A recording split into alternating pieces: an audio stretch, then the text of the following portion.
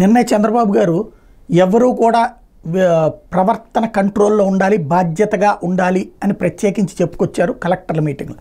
కానీ ఇప్పుడు ఒక మున్సిపల్ కమిషనర్కి జరిగిన అవమానానికి సంబంధించినటువంటి అంశం సరే, ఇవి ఈనాడు జ్యోతిలో టచ్ చేసే ఉద్దేశం కూడా లేదు. సాక్షి హైలైట్ చేస్తూ ఉంటుంది, అప్పట్లో రివర్స్లో ఉండేది. ఇప్పుడు చూస్తే అన్నమయ్య జిల్లా రాజంపేట మున్సిపల్ కార్యాలయంలో టీడీపీ వర్గీయులు సోమవారం వీరంగం చేశారు. ఎస్సీ సామాజిక వర్గం చెందిన మున్సిపల్ కమిషనర్ నల్లా రాంబాబు మీద మరోసారి దౌర్జన్యం చేశారు. ఇప్పటికే పలుమార్లు కమిషనర్తో అమర్యాదకరంగా ప్రవర్తించిన వాళ్ళు సోమవారం ఆయన ముట్టడించారు.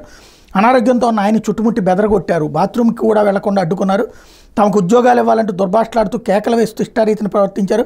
కమిషనర్ రాంబాబు విధుల్లో ఉన్న సమయంలో రాజంపేట రూరల్ టీడీపీ అధ్యక్షుడు గన్నె సుబ్బ నరసయ్య నాయుడు, తాళపాకి చెందిన గోవర్ధన్, ముళ్ళగూరి సుబ్రహ్మణ్యం, మునుబోలు మస్తాన్, కొలిమివేది రంగప్రసాద్, మేస్త్రి వెంకటయ్య కుమారుడు, నందలూరు రాజంపేటకు చెందిన టీడీపీ కార్యకర్తలు మూకములుగా వచ్చారు.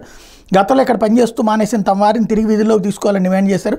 తనకు అధికారం లేదని CDMA నుంచి అనుమతి రావాలని కమిషనర్ చెప్పారు. దీంతో నాయకులు ఆగ్రహంతో ఊపారు. కమిషనర్ అనరాని మాట్లాడుతూ సెలవు పెట్టి వెళ్ళిపోవాలని డిమాండ్ చేశారు. కుర్చీలోంచి లేచిన కమిషనర్ వెనక్కి రెట్టి బలవంతంగా కూర్చోబెట్టారు. ఎక్కడికి పోతా ఉంటే బెదిరించారు. సమాచారం అందుకున్న ఎస్ఐ మోహన్ గౌడ్ సిబ్బందితో వచ్చారు. పోలీసుల ముందే టీడీపీ నాయకులు కమిషనర్తో వాగ్వాదానికి దిగారు.